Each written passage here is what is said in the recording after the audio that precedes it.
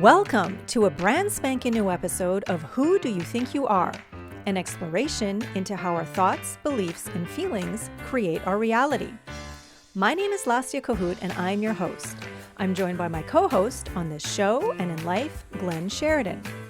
Every episode, we're joined by a special guest who inspires us to consider not only what we think, but how we think and how that thinking impacts our life experience. It's time to get this conscious conversation started as we ask today's guest, who do you think you are? Hello, everyone, and welcome to another episode of Who Do You Think You Are?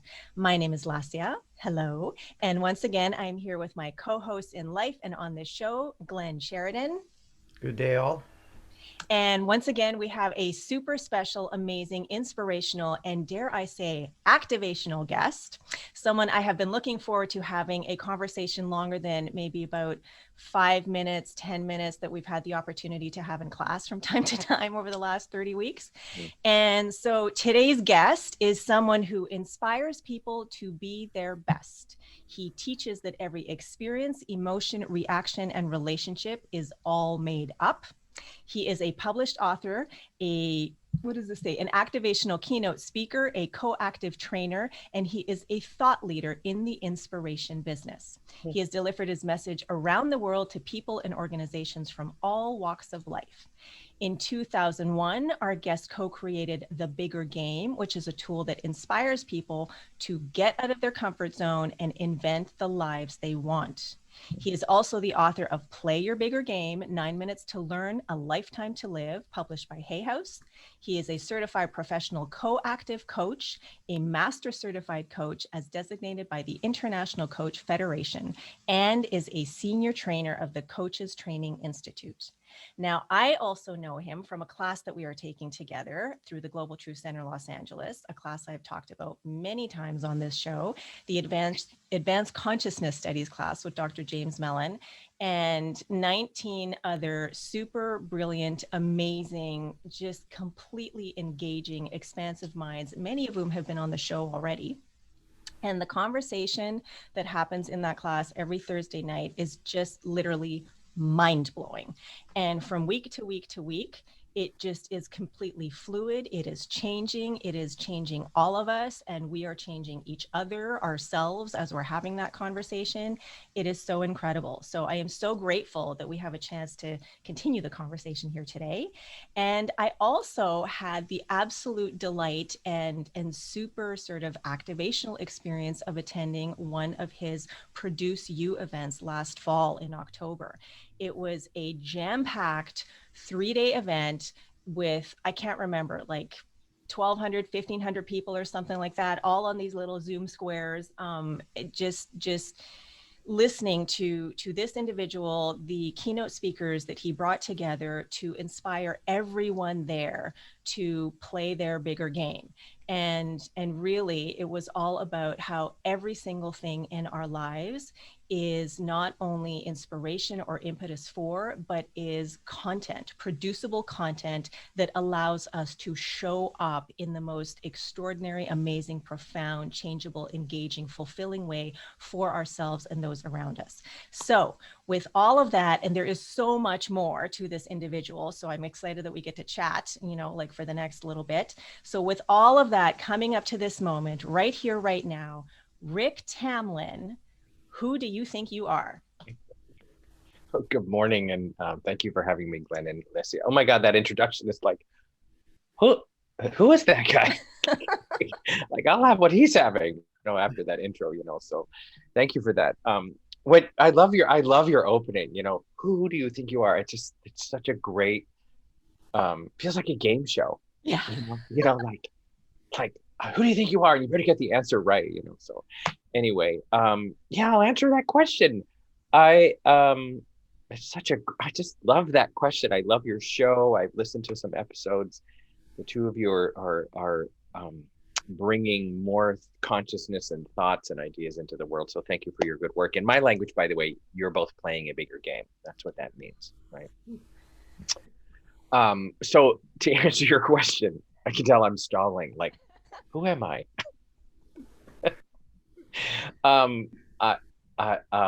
I think we are, as humans in these bodies, um, creative beings that, in my language, we make stuff up. And I believe at my core that we're here to create, like, period. Like, you could go down a list of what, but think about it. It's a very pragmatic answer. Create children, create a family, create a company, create coffee, create food. I mean, just fill in the blank.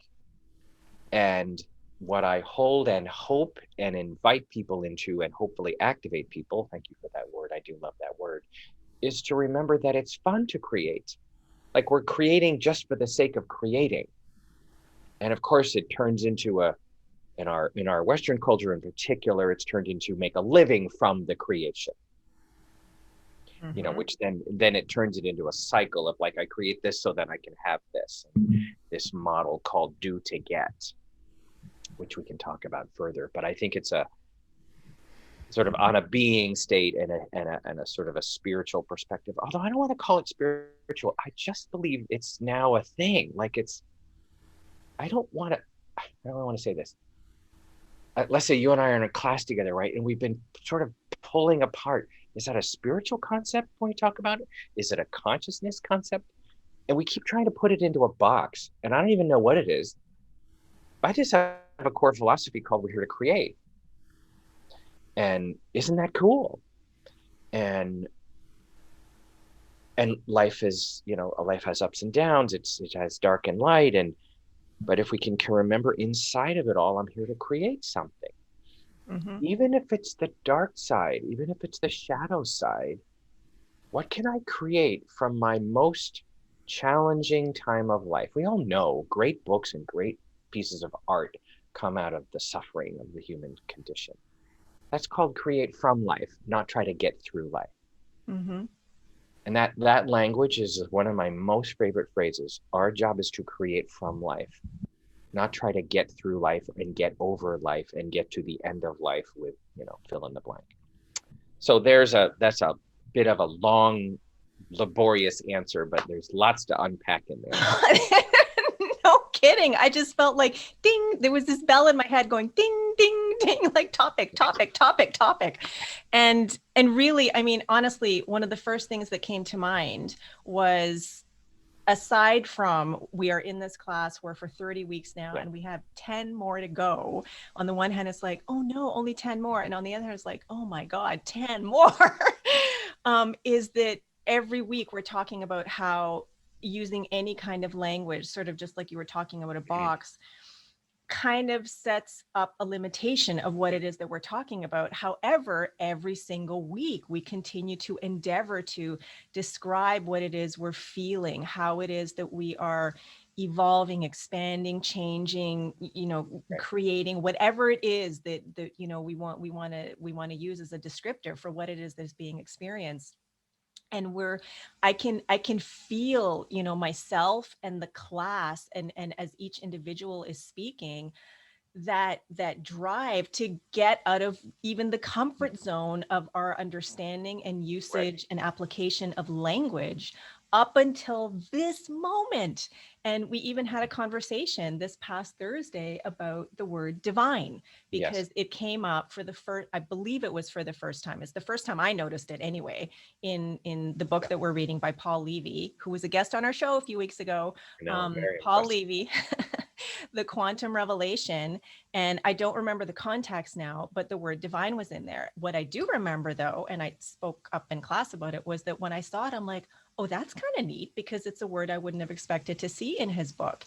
And then there was this conversation that ensued. And still, for me, that word, it just really, you were the one that said it, context Yeah. is everything. And so for me, it really is about the context of the word, and how, even though I can totally see how people might want to get away from it because it has a certain connotation from a certain time in a certain way, for me, like I also mentioned, this class is just about, like, ripping out the foundation of just like letting go of everything and being open to everything. And because everything is so fluid and is so changeable and is constantly changing, Yeah. just see what I feel like with the word now in the moment. And sometimes it could be, like I said, it could just flow out in treatment. And sometimes it could be like, but it's all about context.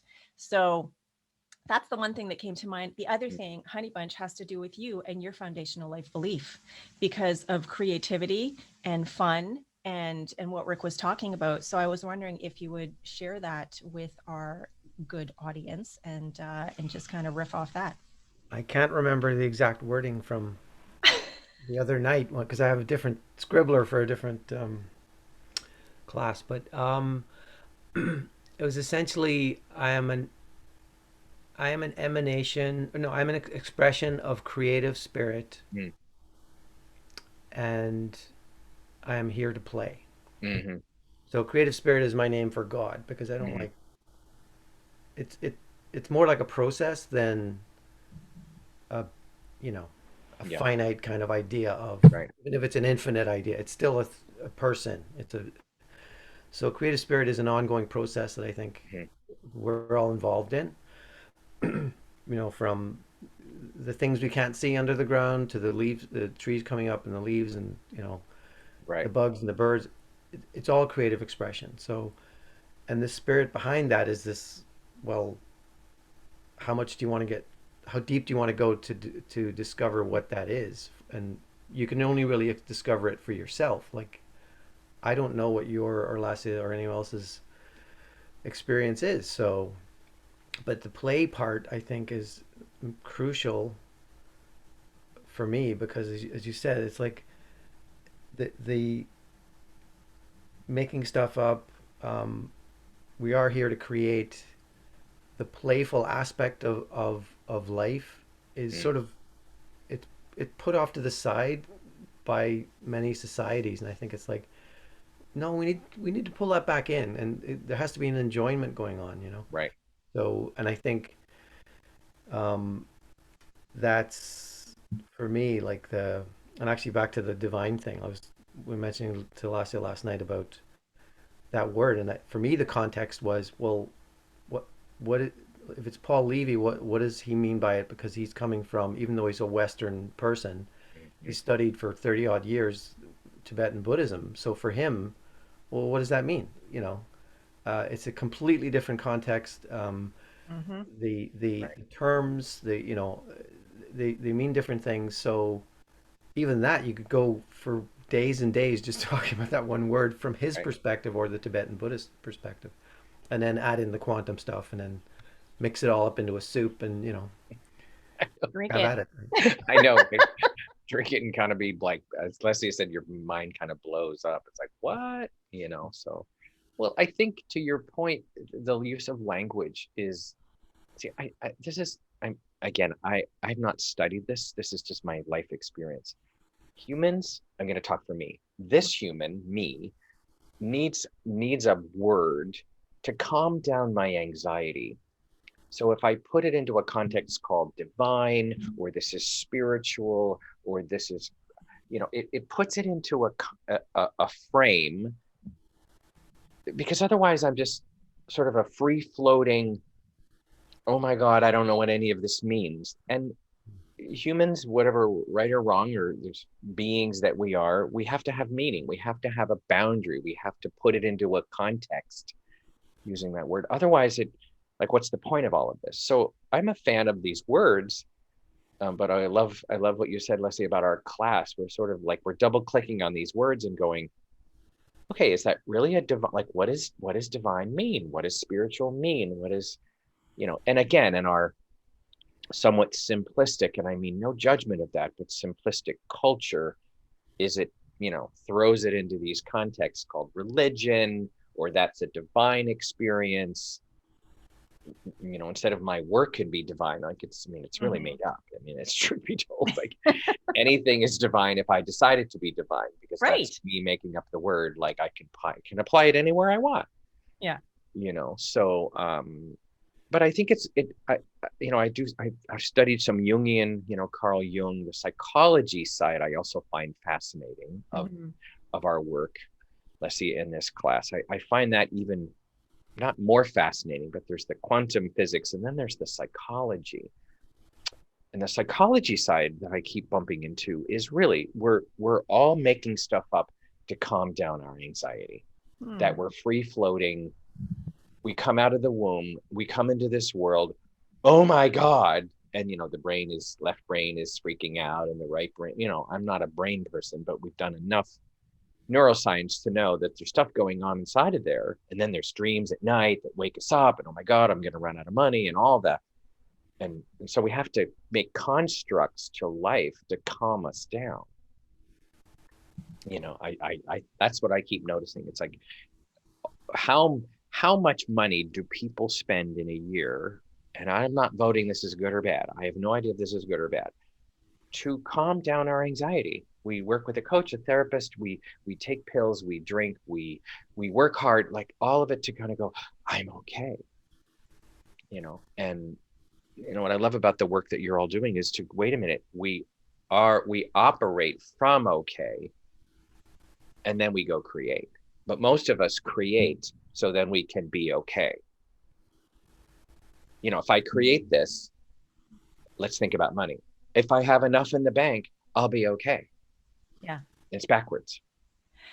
Okay, so this again just kind of made me think of something else, and two things that I'm going to try and pull together. A few weeks ago, you did a Speak to Serve challenge in Facebook, half an hour ish. Yeah. Yeah, I know, right?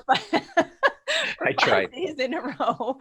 from design to delivery of a keynote talk or event or something Right. like that, Something. right? Right. Online.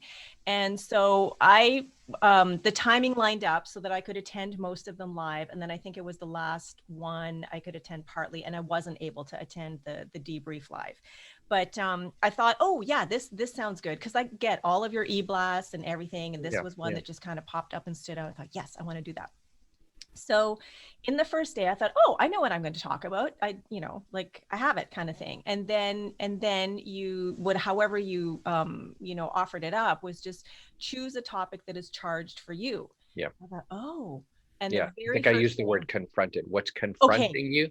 Okay. So What's the very, confronting you is what you should be talking about. yeah. So the very first thing that popped up for me was money.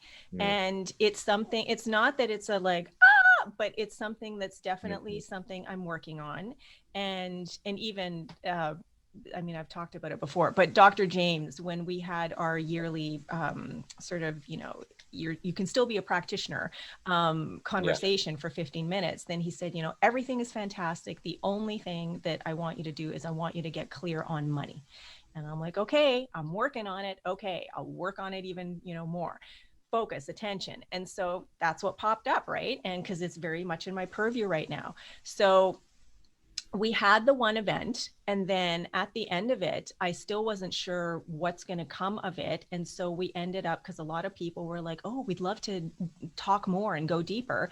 So it opened up to this next, series of Mm. 3 conversations. And it has been so amazing. Mm. Every conversation, which has been just an hour long, and there has been a core group, I think, of 4 people who have been there from the very first one that have gone, like further and further. And then there are people that have popped in and out. And then there's someone who was in the second one who's now, continuing to the end. And we have our fourth one on Tuesday.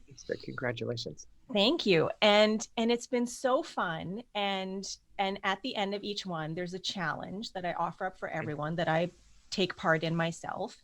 And so the challenge for this week was, and each time it's to like get out of your comfort zone, Mm-hmm. like whether it's awareness or something, actually an action step or whatever. And it's small. It's not like, Yeah. you're here and you want to be here, like go kind of thing. It's like, what's the next thing you can do to, move.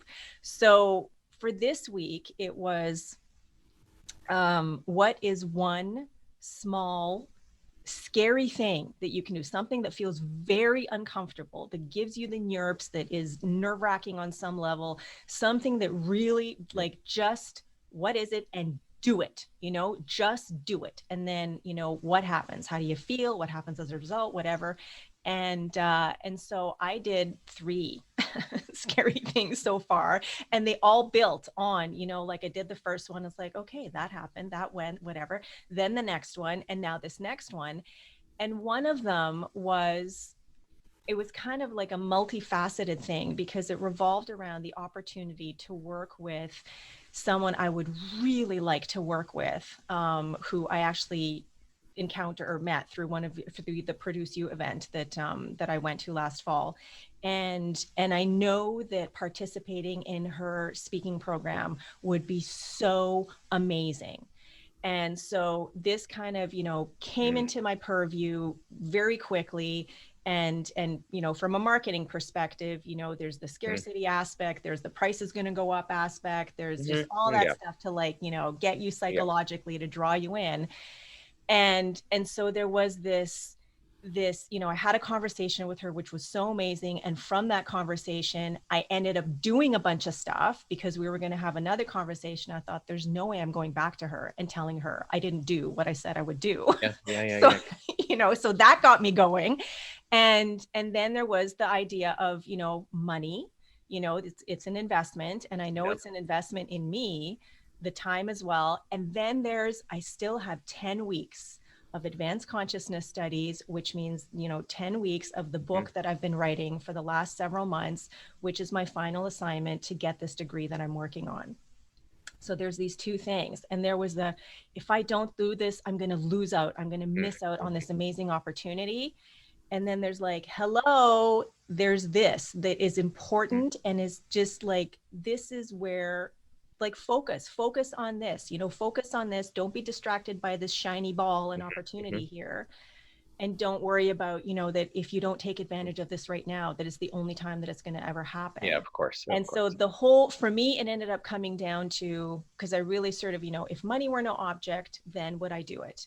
And it still ended up coming down to, this is more important right now. So get over the FOMO of this and just take all that energy that I'm putting into, oh my God, am I going to do this? Am I going to miss it? Whatever. And apply it into this and create this and just really focus on this for now. And it's been, a bit of a tug of war, and it's been so interesting. But it's also been really interesting, it's also been really interesting to have that experience now, whereas maybe 3 years ago, it would have just been, oh my God, I don't have the money. I can't do it. Right. Sort of the lack thing. So that was really cool. You and I both know, I mean, we all know on this call, and people who are listening probably, it doesn't matter the choice. It's the belief of the choice. Yep. I mean, you can kind of feel the rational, like, and time comes into how much time do I have? And that's all the sort of pragmatic, rational, but you also know, let's see, you could have chosen to do it. And I empower this decision. And in the land of quantum, using that jargon for a second, like, cool, I have this program, I'm doing this, it all fits into my week perfectly. And oh my God, and I make money, and I'm doing a class, and I'm writing a book, and I'm making a movie, and to your point and to this conversation, we don't know what's possible. Like, we get in the way of what's possible. I keep learning, like, I go to that daily pragmatic time, and I look at hours instead of, like, what if I did something? What if I said yes to everything? And quote unquote, the universe, my higher self, my friends, my family, like, all of a sudden it attracts 100 people who help me produce a movie, get a book done, and sign up for a program and be in advanced consciousness, all within 7 weeks. I mean, right? I mean, that could happen. Yep. I mean, first of all, I have to get over how could that happen? And move it to, that can happen. Yeah. So this is obvious to sort of state it, but it's your belief behind it. We all know this. That matters most, because FOMO's made up, fear of missing out, that's made up. Behind is made up. Every human, by the way, I talk to you right now, is behind. Every human's behind. They're behind on their emails. They're behind on their savings. They're behind on their workouts. They're behind on their eating habits. They're just behind. Yeah. I'm like, stop using the word. There's no behind. It's made up. Stop with the behind. Mhm. Like, you're not behind. You're just living, Yeah. you know? So, you know, anyway, that's the whole belief thing, Yeah. right? Behind the belief. And then to your point, what do you feel? I love that you spoke to that. It's our feelings that actually are the key to this whole thing. Do I feel inspired? Do I feel pulled in, or do I feel rejected or not rejected? Sort of, is it an attraction or a repulsion? Yeah. You know, and that's the part we get to decide. I can Yeah. turn a repulsion into an attraction in 2 seconds. I can either Yeah. be jealous of Brené Brown or be incredibly envious of Brené Brown. And when I'm envious, here's a great distinction. Envy pulls me in. I Mhm. want to learn from. Yeah. Jealousy pulls me out. I don't want to be near them because I can't be with this part of me that is so jealous of their success. Envy is like, I want to learn. I'm envious of look at them go.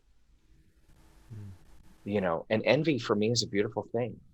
I envy Brené Brown. I envy people who are having a big impact. I have no problem with envy. Jealousy sort of shuts me down. Right? So Yeah. And Well, okay, go ahead. and envy sounds more playful there, right? yes, yes, Than jealousy. yeah, It's I mean the this thing about emotions is important. I was listening to something yesterday, and they were talking about how there's your feelings, hmm and if you truly just felt your feelings, they would go through your body. Like if there was a negative or a yeah, charged feeling, right, they go through your body in 15, 30 seconds kind of thing, right? Very, very quickly in the grand right, scheme of things. right, But then there's the feelings about the feelings, and that's what people stick with. And then they're trying to wrestle with it. They're like, what do I do with this? How do I incorporate this into who I am? Because now I feel a certain way about the way I just felt. right, Guilt is in there, and so all that stuff. And it's a bit like reheating. If you just like the heat comes with the main meal, which is the feeling, and then you eat it, and then it's right. gone. Yeah, But if you keep like not truly yeah, consuming it, and you then you go, okay, I'm just going to hold it here for a second. I'll reheat it because I know I'll be able to deal with it and add this ingredient, and then oh, I'll figure it out, and then I'll be a better person. There's like morals in there and stuff yes, like that. right, Just let it go, yeah. and move on. Yeah. Well, there's this great phrase related to emotions that you're reminding me, Glenn. I learned this many years ago in coach training and some advanced workshops I took. That there's this. Think about this phrase for a second. What we can't be with runs our life. So if I can't be with my negative thoughts, if I can't be like, I'm trying to not feel that, I'm trying to not feel that, I'm trying to not be with that, I'm trying to not be jealous, I'm trying to not, and ironically, to your point, then it actually makes it worse. It's sort of the Yeah. what we resist persists kind of thing. So I'm with you completely. Like, oh my God, feel it deeply, completely have a meltdown like nobody's business if you feel Yeah. like you're having a meltdown. Because we don't die from heavy emotions. We think we do. And also want to be very respectful here. There is a distinction. There is chemical depression, right? Depressive states are real that need, attention. However, a functioning adult or functioning human day to day, I can dance with my emotions. But I will say this, just really pragmatically. Somebody said to me, it's about 5 or 6 years ago when I really took business responsibility with my business life. I was successful, but I hadn't taken business responsibility. I was a hobby. And they said, it's time to be a responsible business owner. And then she just got in my face and said, your business right now is being run by your daily emotions, and they're not trustworthy Mm. for your business life.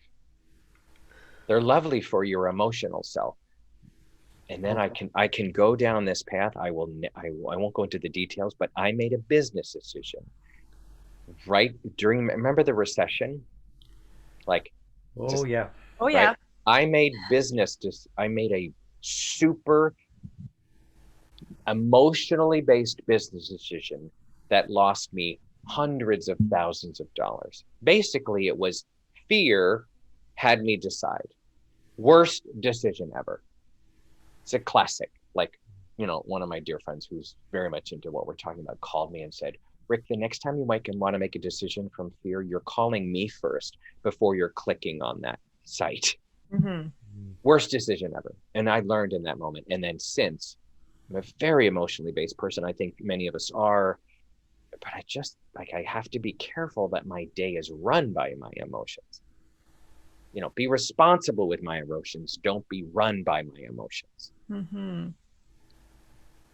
Well, that just took me right back to my experience, which is part of what my book is about, which is the bakery that I had in Toronto, the organic, vegan, gluten-free bakery that we ended up closing down after only 4.5 years in business.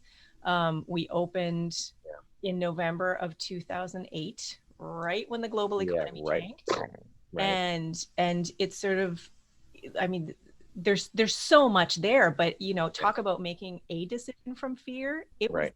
decision after decision after Yeah. decision Right. being made from fear, because there was, well, because like that's just what it was. But I mean, this dream that I had had for Right. so long, that actually, like that I had envisioned and worked on Yeah. and brought the people together and everything, like it happened, right? It happened, and then it just turned into a nightmare.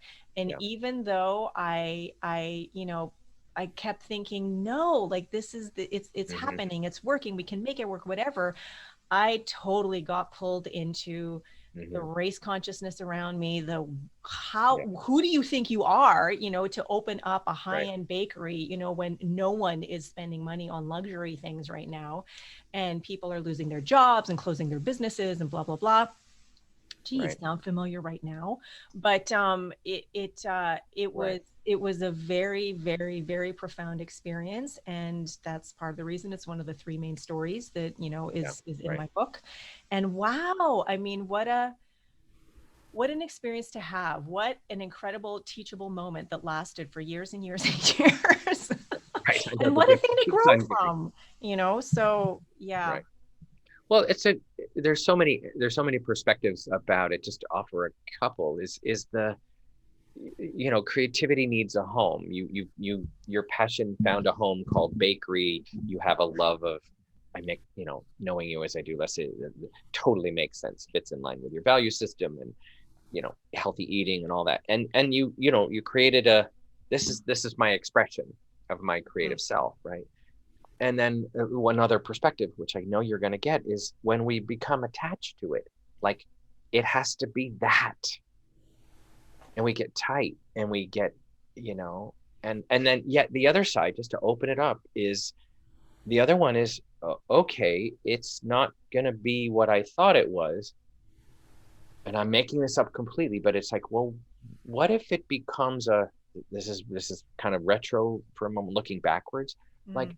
oh, maybe its job right now is to become a soup kitchen Hmm. or something. Like it starts to morph itself, Yeah.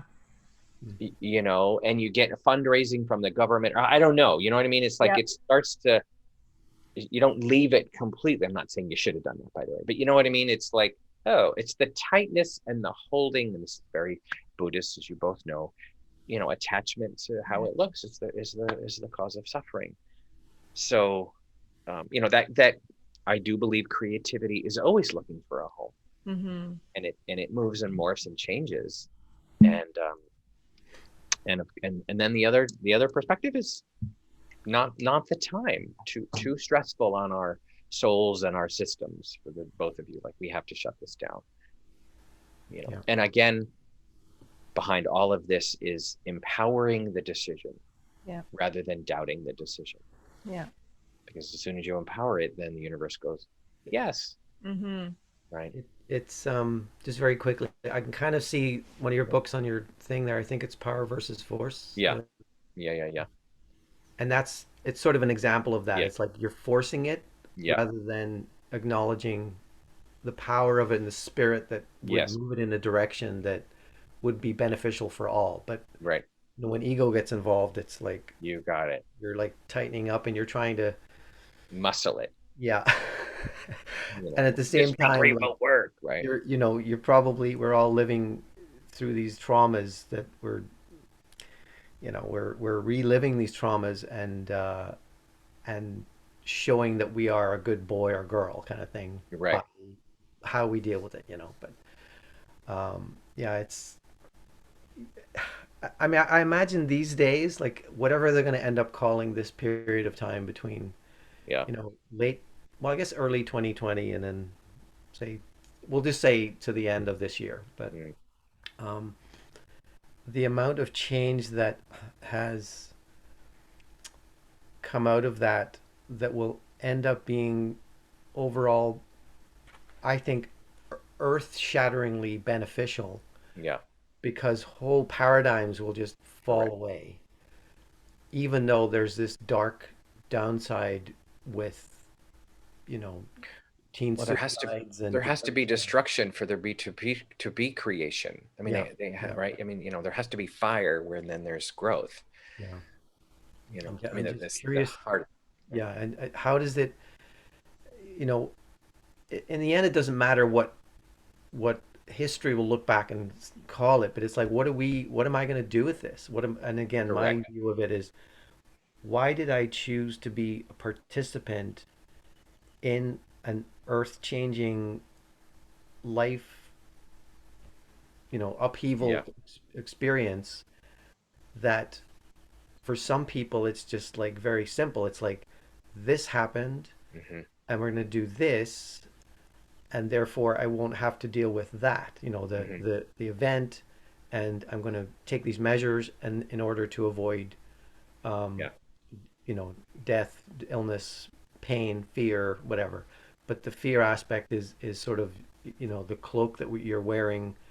And I don't want to get moralistic or judgmental about it, but I think I'm not. I'm trying to get away from this idea of people living from fear if they are if they are going through what they're going through in these times. I'm gonna say uncertainty works better for me right now. It's Yeah. this thing of It's a like good word. I agree. I I don't know like what to do with all Yeah. of this. So, and you said anxiety earlier on. It's like you Hmm. hold these things close to your chest because you just want to feel loved and accepted and know that you are um, you're acknowledged for who you are. But a part of that is the hard work. It's like, well, show me what you're good at then. Like what out of this what can you get out of yourself that maybe you didn't know that you were really great at or that you loved. The gardening thing that people are taking up, Right. and tutoring people online. Because hey, I know how to do this. I can play guitar. I can show you some things. I can do some math tutoring, whatever. Um, and it's just going to be like, and of course, the other thing is the media landscape changes. Things like how we're going to show these videos and the audio, Hmm. distribute them. That's all changing, 'cause it's not all just YouTube anymore. There's so many No. other Right. options, and it's like good, like I want to know what other people are doing to, it's like digital pen pals going on or that kind of stuff. So it's going to be interesting. But sorry, I took the train on a No, no, it's different all track in the there. same. It's in the creativity tunnel. When I bouncing off of it, Glenn, what I hear is this. It's like forced creativity. Like I don't know if I believe this. I'm just gonna say it because sometimes I have to say it to see if I believe it. I'm an extrovert, so I have to say it before I. But the universe or our collective consciousnesses are like, we know you want to change. You've been talking about like you're exhausted by this model you're in, humans. Hmm. So here you go. We're going to do this. We're going to force you to break the paradigm you're in because you're not going to do it on your own. Yeah, But you're all burnt out. You're all exhausted. You don't know. You're all sort of running around in fear. You're all trying to make more money for whatever. Like, I could kind of go to this and I'm in it too. I mean, I'm a co-creator to your point, Glenn. So, and we do need to make money. So it's not about making money wrong, but how we do it is fascinating. To your point, I can get on a YouTube channel right now and show you how to make a cup of coffee and, charge you 2 cents and right. So So what I love is it's it's sort of this era for me is like the fall of the fall, FAL, like we're falling through this, like Allison's, like we're what's Alice's Alice it's in like, Wonderland. yeah, it's Alice in Wonderland, like we're falling into this other land, Mhm. and it's like, oh wow, there's a whole new world here. The hardest part for us as humans is the loss that's happening along the way. I mean, right, the loss of, I mean, India right now, I mean, I can't even be, right, it's beyond.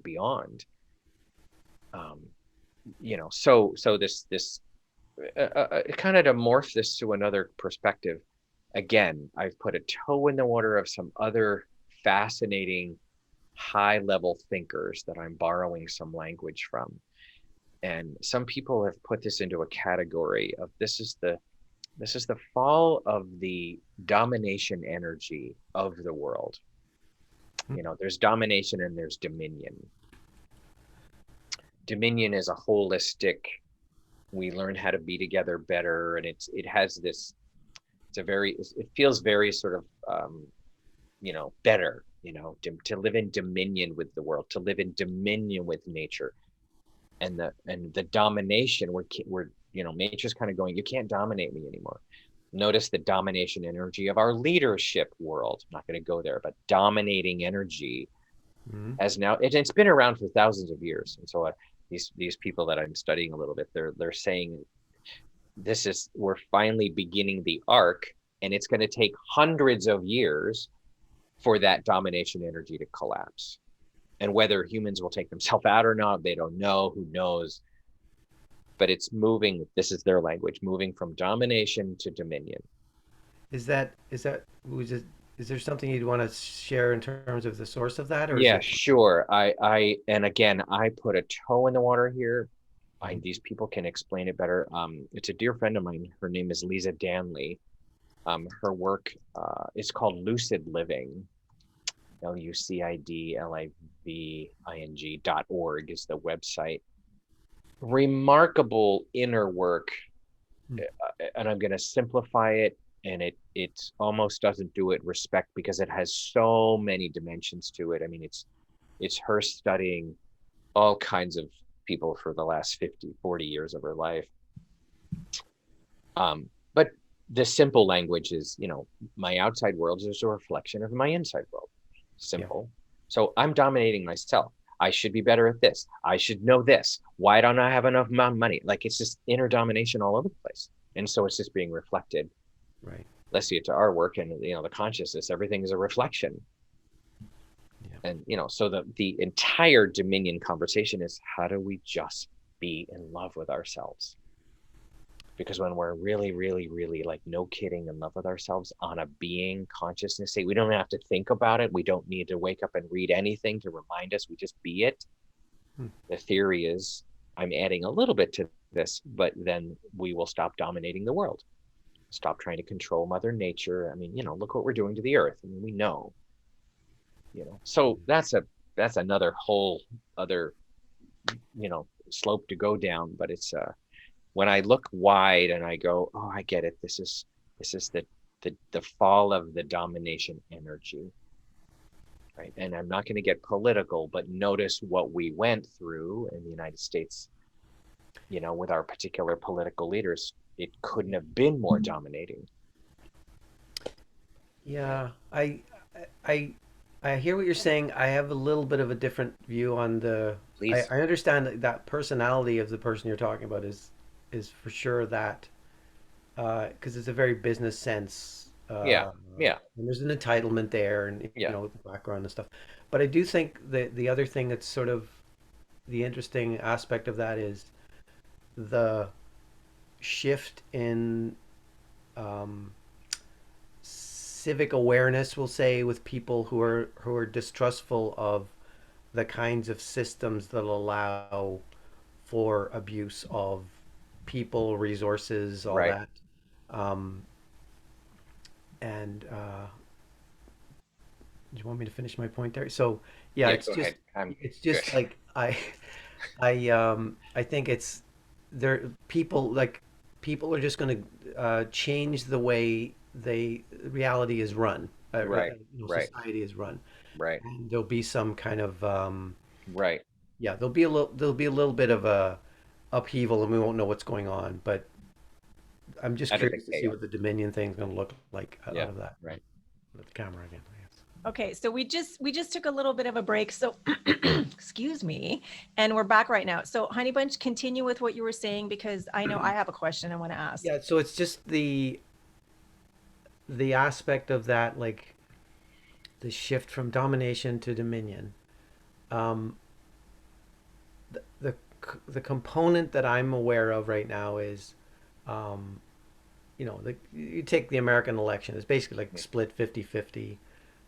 We won't talk about politics, but it's Yeah. It's in the similar space. things are happening throughout countries throughout the world, Correct. and it's Correct. like, oh, the I think what it is it's maybe a reaction to or a knowing that what I'm being told isn't really what appears to be happening. Mm-hmm. What I hear people saying doesn't resonate with me. Yeah. I don't really trust either of those people. Correct. I'm with you. You know, I've always done that, voted that person, and I don't really like that, but what am I doing here? Yeah.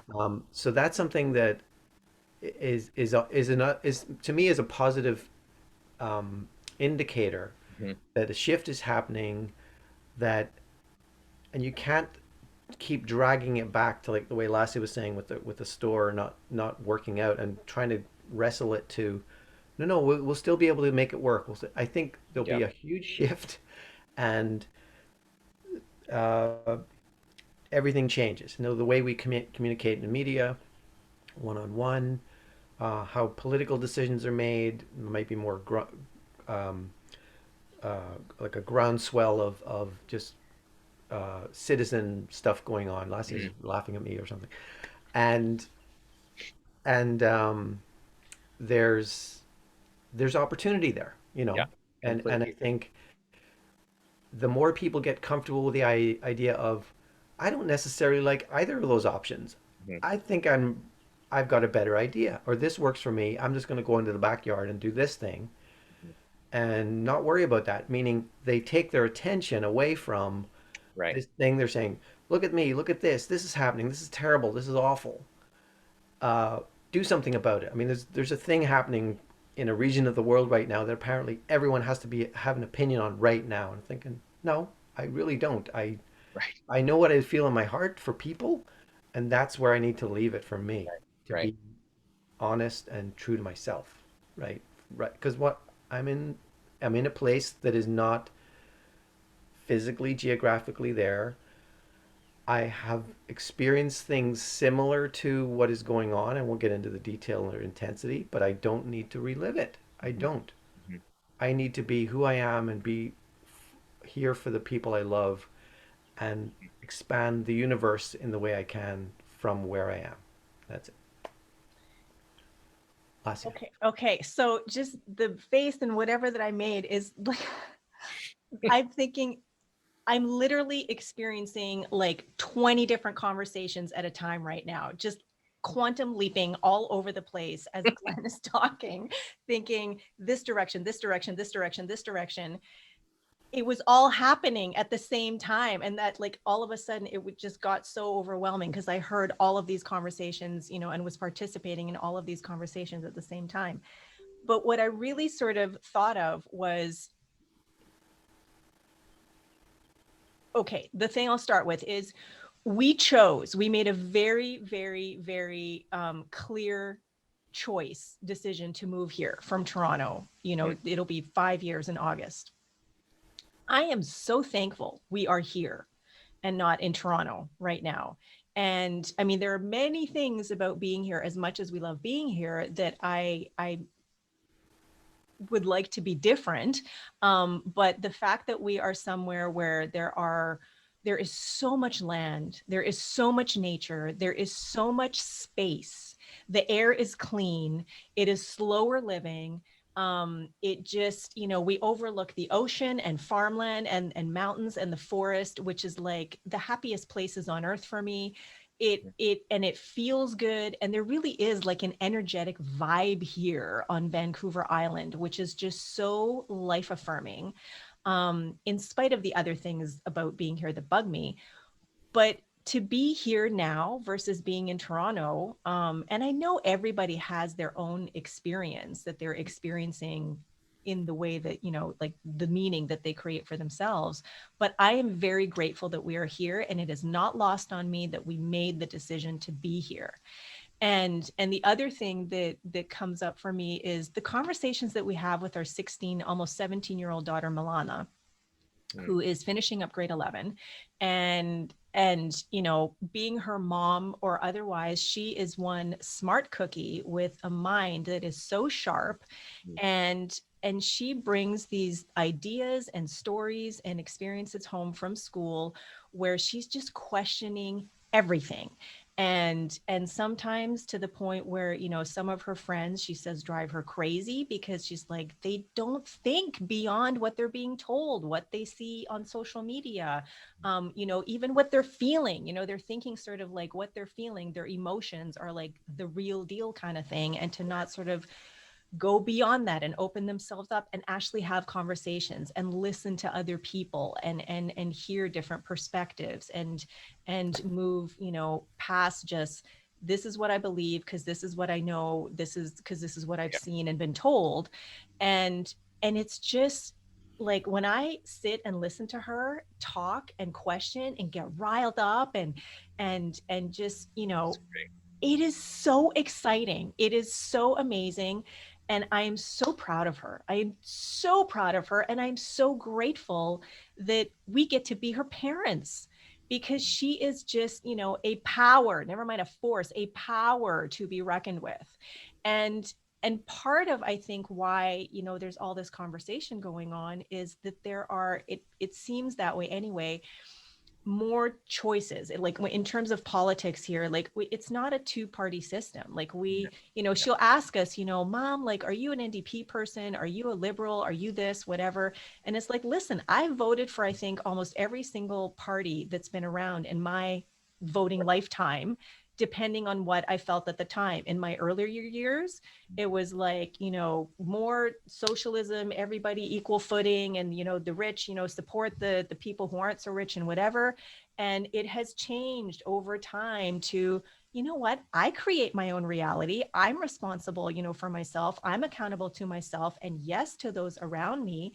But, I feel like we're all choosing, we're all creating. So, what choice do you want to make? And if you are experiencing a life that isn't what you would like it to be, Right.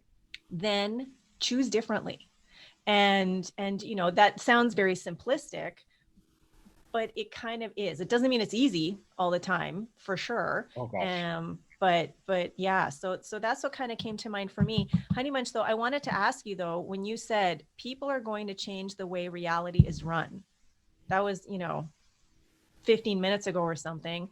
I just thought that was kind of a, people are going to change the way reality is run.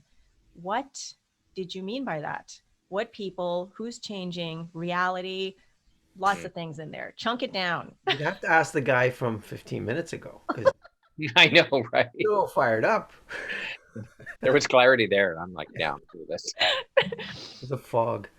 Uh, But no, I I just, mean, I like in this, we're having this conversation, and it kind of made me think of when Rick was talking about his friend and the lucid living. And then I was thinking about Paul Levy and waking up from Right. this, collective dream, the infinite possibilities. I mean, what's reality?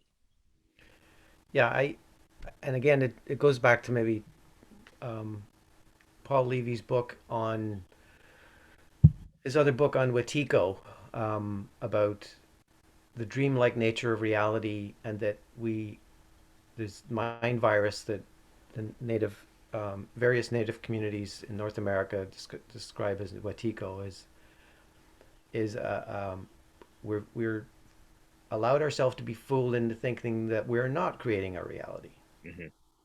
that the dream that we experience in our dreams can effortlessly flow into our waking lives, and Mm. we put all these filters and these barriers and obstacles because we have things that we have to reckon with, like classical science and um, just could be morals or religious or Right. societal kind of boxes that we have to go through and jump over and whatever.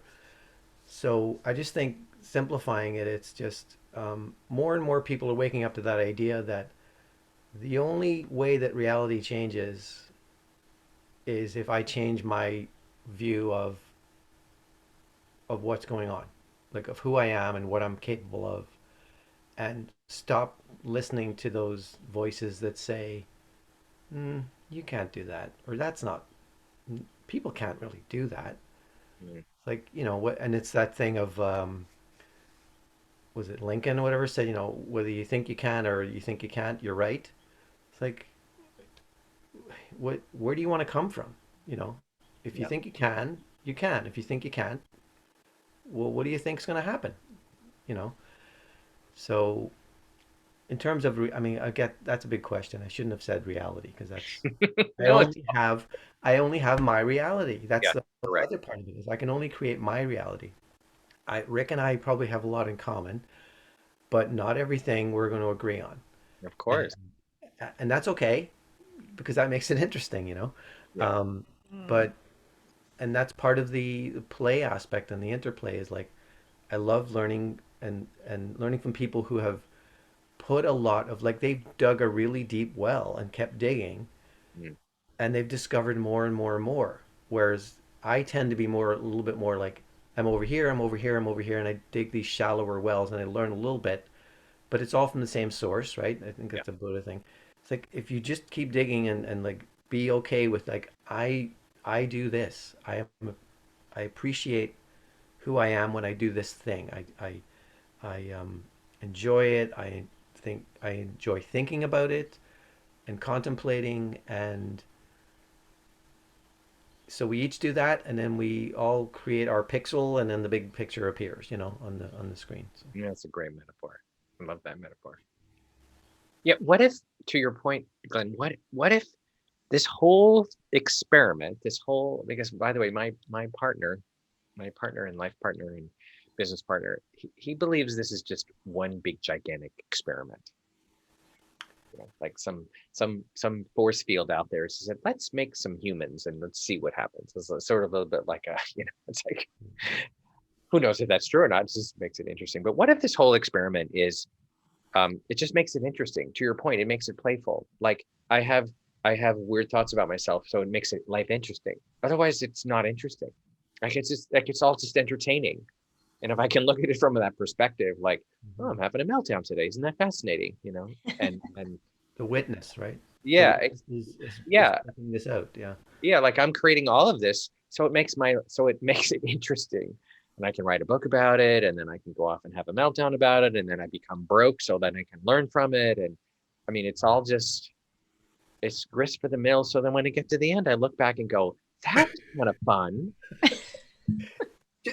5 seconds before you said grist for the mill, I was saying, okay, I really want to say something about Ram Dass, who wrote a book called Grist for the Mill, right? Yeah, there you Ram go. Dass, very famous guy, friend Yeah, of Timothy Leary in the 60s.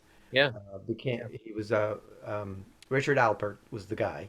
yeah, Jewish guy from the New York area, moves to, goes to Harvard, does these experiments with LSD, goes to India, yeah, becomes Ram Dass, and then splits off into, well, I'm still Richard Alpert, but I'm Ram Dass. And then one of his later books is called Becoming Nobody. It's stripping all that ego yeah, away, like that version and this version.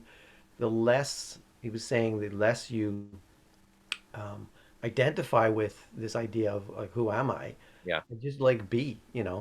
I know it's even right. And that's where the compassion comes in. That's where experiencing, love from a very like just being in the verb, like or the gerund. I'm loving. Yeah, I'm in it, with you. I'm in love with you. I'm loving. Um, I'm playing. I am enjoying. But this whole thing of like getting locked into the identity, yeah, well, it's great in some ways when you can really focus on it and go and go and go with it. but it does become a bit of a trap, I think. And then you just like you're just waking up. It's like, oh, I got to change my LinkedIn profile. I didn't do those emails back. And it's like, well, hold on a second. Are you enjoying your life now? Yeah, right. So that's the trade-off, I think. But Well, you're also reminding me of this great distinction, which I love too, identity versus image. And again, it's a little simplistic, but this is my version. This is my take on those two words. Identity is what I identify as. I identify as an American. I identify as a man.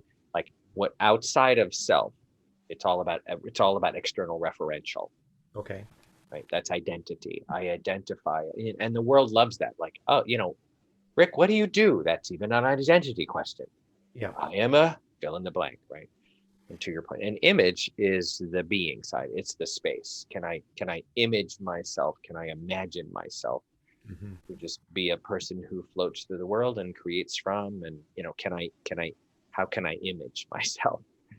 And right, that's right, some very different sort of way to be. And I think there are people who have that instinctively.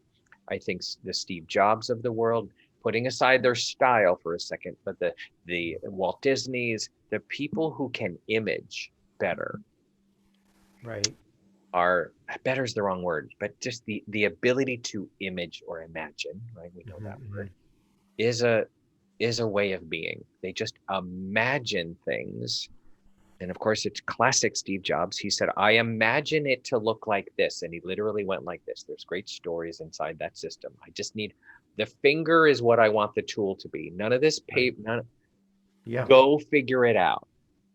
yeah, Right. And they went and invented it after the image was there. yeah. They didn't come to him and say, listen, we've got this thing. You can go like this. We can slide our fingers. He goes, no, that's what I want it to be. Anyway, it's just Yeah. fascinating. There's oh, the image book, the imagination idea for me Yeah. is Neville Goddard. His I don't know if you know him or not. He's one of the New Thought Oh, kind of founders, but right. his whole thing is like imagination is God. Mm-hmm. Like, you want to know what God is? It's your Imagination. imagination, I love that. right? And the other part of that is when you are imagining, if you're actually manifesting and you Yeah. truly want to have an experience or a person in your life or whatever, you have to feel it. Correct. You have to feel what it is like to be with that person, to have them speaking to you, Right. to congratulating you on doing this thing. How does that feel? You know, Right.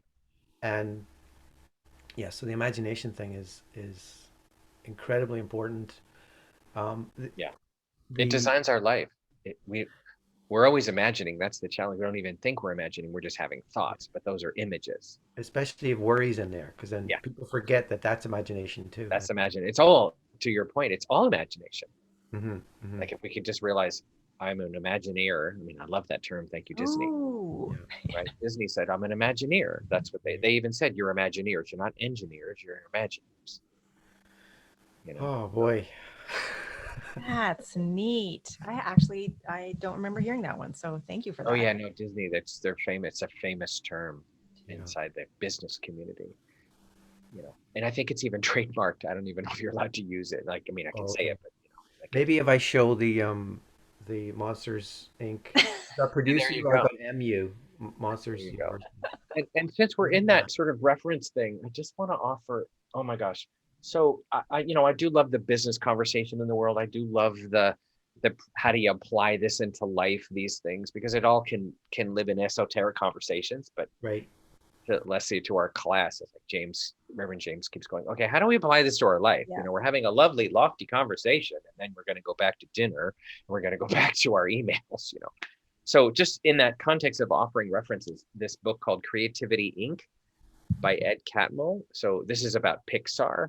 Right. One of the most, I think, one of the most profound business development books ever written. And it's pretty much about creating a culture, let's call it a consciousness, Mm-hmm. that creativity drives the system. Not success, not more money, but how to, and Ed Catmull was in charge of it. It sort of happened. Ed Catmull was one of the founders of Pixar. But how do you create a culture of consciousness that is repeatable? And we all know the success of Pixar. every single movie, the moment it's released, makes $100 million. That is not an accident. Yeah. Yeah. Right. So it's a beautiful, I mean, I've given this book to like 100 business people in my life. I said, read this. Don't go read some business development book. You know how to do strategy. What you don't know how to do is creativity. Yeah.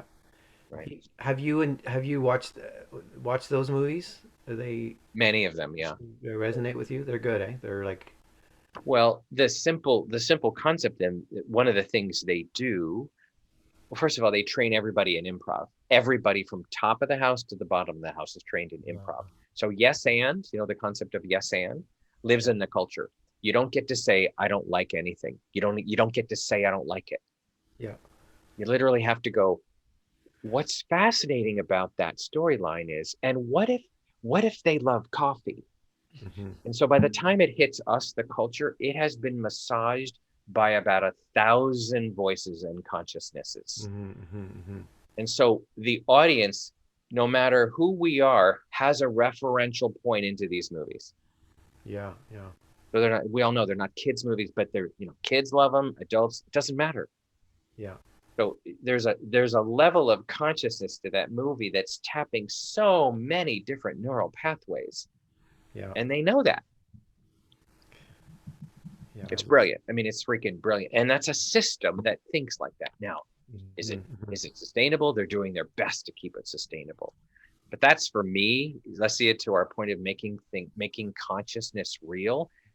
There's a leadership consciousness inside this company called Pixar that is training consciousness without having to call it quantum physics, but it's quantum physics made real in a company that is pretty much to date a repeatable, right, Scalable, yeah. scalable, right, and of course COVID, but we all understand what happened. So it's just, I love sort of referencing things to, like, okay, let's talk about this in the real world. Mm-hmm, hmm. So I mean, here's I'll just say it. Creativity Inc. is the name of the book. Overcoming the unseen forces that stand in the way of true inspiration. Yeah, It's all the non-tangible stuff. It's all the quantum physics. It's all the conscious, all the stuff we're talking about. That's why I love working with companies. And so how do I translate quantum physics? Because I think, by the way, Lesia and Glenn, I think for many of us, we're translators, not deliverers. Like I'm not a founding Mhm. energy of quantum. I'm a translator for it. I'm how do I talk about it in a way that helps people understand what we're talking about? So it doesn't get too, then I'm one of those people. I don't mean to, you know what I mean? Like, I don't understand what he's talking about. I want to help people kind of go, I understand that concept. So, yeah, and I'll just say one other thing. I think one of the skills that I'm sort of a leadership skill, just to kind of go there for a second, is to make distinctions. Identity versus image, power versus force. When you make distinctions for people, it actually opens up the mind. right. Right? Instead of trying to explain the thing, you want to bounce the thing off for another thing. And then the brain goes, oh, power versus force. Oh, good. What's the difference? Imagination versus identity. Oh, what's the difference? So, great leaders do that really, really well. I think it's one of the key skills that is getting lost in the world, is to make a distinction. Yeah, So, Okay, so thank you for opening the door, because last night Glenn and I took half an hour or so to watch a video on YouTube that mhm. had Ian Van Zant on it, talking about Well, you and that the was bigger game and like out of the leadership. blue. Right. And it was amazing. And I mean, not that we haven't been talking about the bigger game almost, this entire Yeah, conversation, metaphors, right. but talk to us about, because I think I got it in an e-blast or something like that, this happened. And so you didn't know her, but she No, I picked don't up know your her. book and she Right. just used Yeah. your book as this incredible jumping off point to talk to people about playing your bigger game and being a leader and what that means and what it doesn't mean. Right. Right. And so what was that like for you when you Sure. found that Well, out? yeah. Well, somebody forwarded it to me and said, okay, Iyanla, I always have to get her name right. Iyanla Van Zant. She's a minister, a spiritualist. She's also an Oprah prodigy. She had a show. She still does. I think it's called Fix Your Life with Iyanla or something. Something like that. Yeah. Anyway, so yeah, it was a random. Well, nothing's random. Let's be real. Careful that I say random. Let me catch myself. Nothing's random. Somebody's forwarded it and said, "Okay, Jan Van Zandt is talking about your book." I was like, "What?" This is right before my event last, like 2 weeks ago. We're getting on the plane, and somebody texts me and I'm like, "Oh my God!" So a beautiful gift, and I think some books sold, and that's always fun. And to your point, just the language. Just play with language for a second. Play a bigger game. Just notice what it conjures up. I mean, I can go into what it means, but every time I lead the bigger game workshop, it's a workshop, it's a keynote, it's a book, it's going to be a movie, it's got lots of dimensions to it. But I usually ask people before we start the workshop, I say, so what does it mean to play a bigger game? And of course, their brain makes it up and goes, well, I want to have a bigger impact. I want to be well used on the planet while I'm here. I want to know that I mattered. And some people say, and I want to make a good money along the way when I play my bigger game. There's no right answer. It opens up imagination. Because nobody, just think about language wise, nobody wants to, you want to play the average game, you want to play the stagnant game, you want to play the boring, Game. the same game, so the mediocre game, that's the other one. How many of you are playing the mediocre game? So it's not to get too sort of out there about it. It's a pretty simple title that opens up, the imagination of self. And I created it. I co-created it, by the way. I want to give a shout out to Laura Whitworth, who was a co-founder of the Coaches Training Institute 29 years ago. She's since passed on in this earth plane. She's made her transition. And, she called me. I'll make this really bottom line. She called me and said, we're doing a project for prisons. We're training prisoners to have coaching skills so they can take more responsibility for their lives. And she said, we're calling it the Bigger Game Project. So that was its infancy, and then she realized, she called me and said, so this bigger game language is starting to turn itself into a thing beyond this project. And then it morphed itself into a model and simply became, and again, it's pretty simplistic, but what's a big project that will grow you and change you rather than trying to change and grow? Find something that's so outside the realm of your consciousness of belief, i.e., like the moonshot, that you will grow for the sake of it. And so this is a little counterintuitive. There's this lovely world out there called personal growth and personal development, and I am all into that. But I'm a guy that goes, okay, what are you up to that's so outside the box that you can barely get your head around it, outside of your comfort zone, using that language, that, oh my God, it grows you, it confronts you. And unless you had a mini experience of it in this keynote 5-day thing. I asked you on day one, what's confronting you right now? Go talk about that. Because that's going to be rich and raw and real. So this bigger game concept is we are designed by the bigger game we play in our life.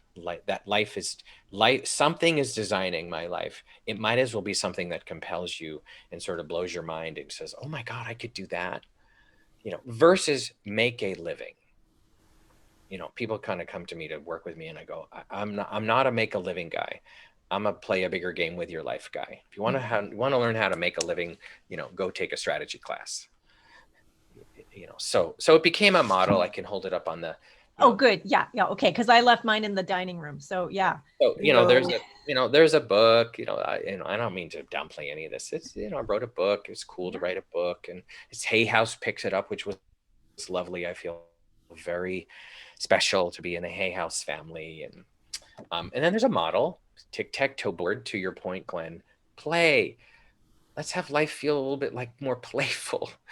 And I mean, no disrespect to life is hard, but if you can look at life as sort of a game that we're molding and morphing and changing, and we get to be a player in it, that's that metaphor. And it's 9 squares. I'm not going to go through them. I'll hold them up on the camera. Super simple language. You can explain this, the subtitle of the book is 9 minutes to learn, a lifetime to live. I can explain these things in 9 minutes. The cool thing about this model and this concept is it activates creativity in oneself. What's my compelling purpose for now in my life, not forever? What am I hungry for that needs to happen? What is the comfort zone I'm in that needs to finally be broken? What's the investment I need to make in myself? Again, very simple, simple, simple concepts.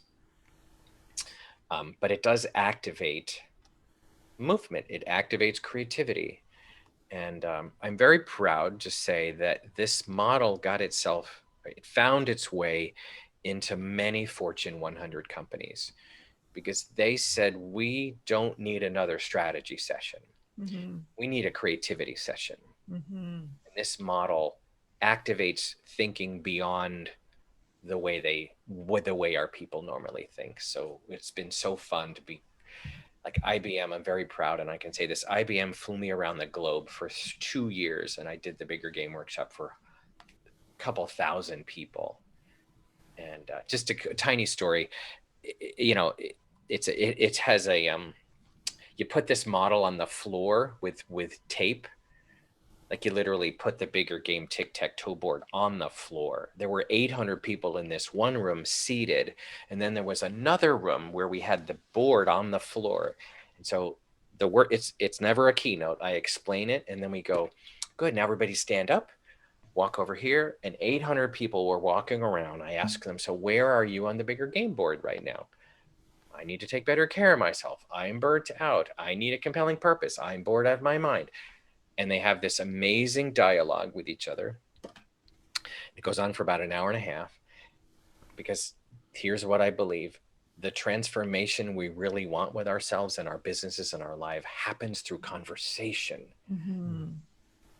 So to your point, Leslie, when you introduced me, I'm not a motivational speaker. I can't motivate you.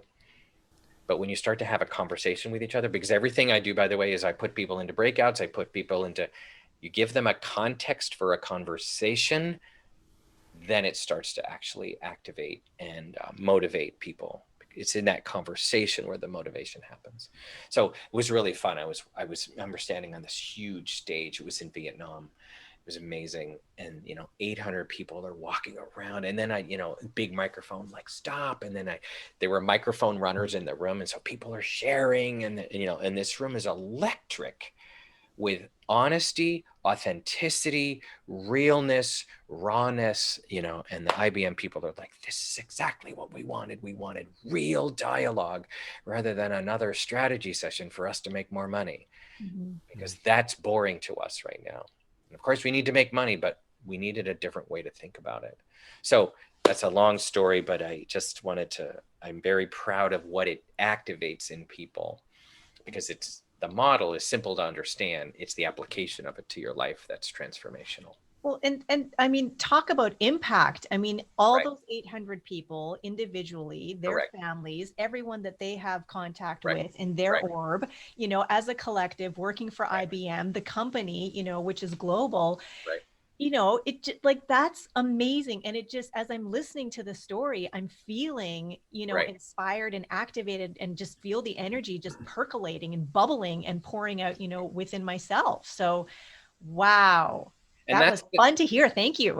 yeah. Well, thank you. It's me playing my own bigger game. It's Yeah. like, am I walking the talk, or am I just wrote a book and good luck with that? For me to stand in front of a room full of 800 people, by the way, with 6 languages in the room, I was terrified. I was like, oh my God, what have I done? I can't do this. Yeah. And then you walk out on the stage, and you know how it works. All of a sudden, it's like, okay, got a job to do. Yeah. Let's do it. Go And time. yeah, it's showtime. Absolutely, Glenn. And showtime is a good thing. So, um, and just to name that, humans and people, and I work with a lot of people on being on stages and speaking in that whole world. People the fear is, am I good? Am I good enough? Do I have what it takes? And all that doubt sort of swims in that campground. And I just always remind people, it's a bumper sticker. Easier to read the bumper sticker than it is to live it. But I always remind people, the antidote to doubt is not courage and confidence. It's commitment. When I walk out on stage, there's 800 people in the room. I have to be committed to these people. Courage lives in me. I have no idea if I'm courageous. I have no idea if I'm confident. I can't find it. If I'm looking for confidence, I'm not with the room. Mm-hmm. But when I'm with the room, when I'm with the two of you, I have stuff to say. But when I'm left to my own devices, I barely have anything to say. And I'm always reminding people of that. Just that's what good coaching is. You just get on a call and you get over there, get over there, get over there. Be committed to their better life. Be committed to their, and then you have stuff to say. I think we have a culture that's a little addicted to trying to be confident. I think it's exhausting. Well, I got to tell you that these Speak to Serve challenge events that I have hosted, even though there's been a general idea in mind when I'm starting them off, it's really a very organic, spontaneous thing that happens. And Right. I pull from what is being talked about. Then it's like, okay, let's go into breakout rooms. And this is what you guys are going to talk about. Yep. And then, like Dr. James in our class, I'll just pop into each one Yeah. and Right. hang See out what there you're for a having. bit. Right. And it's so enriching, it is so engaging, it is so expansive. And the last night I was introducing my program that now has been like, Fantastic. come out of Yay. there. Love hearing And I that. was so excited about it. And then I was, about to, like, thank you so much, for coming. And someone's like, hey, what's our homework? You forgot to give us our homework for this week. And I was like, Yeah. oh, right, okay. And then, like, yes, here it is.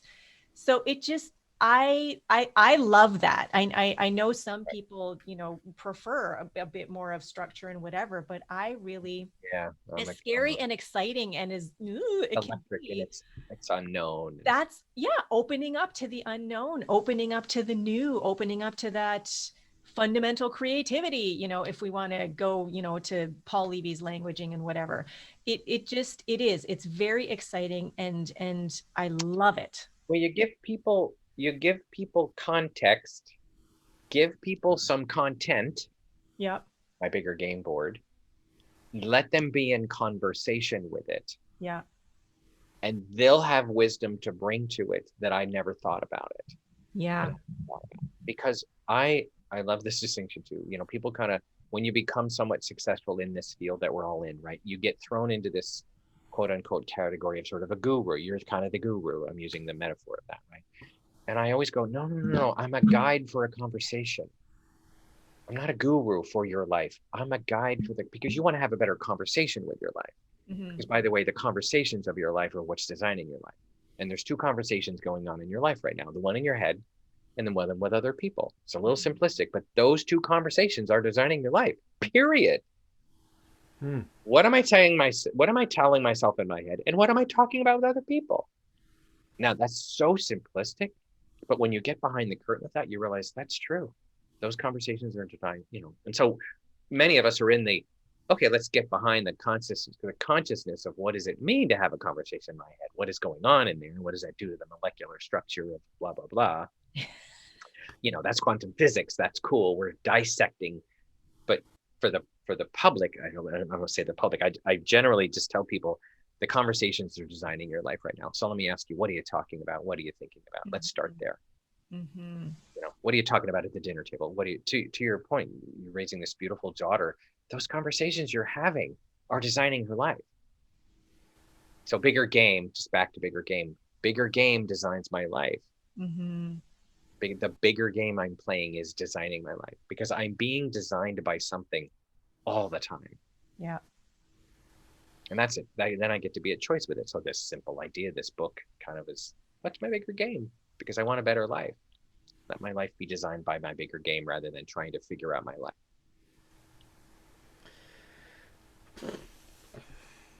Glenn, what are you thinking? I'm thinking right after we get this recording, I'm going to listen to it again because this is great. This is yeah. Um, And everyone has big smiles on their faces right now for those yeah. people who are listening. No, Well, and I will say, it's one more thing that just came to me, Glenn, if you're willing. I I want to, one of the roles I've decided for myself, and we get to make that up too, is to be a translator and to simplify it for the masses. Ever since I've been a kid, I want to touch the masses.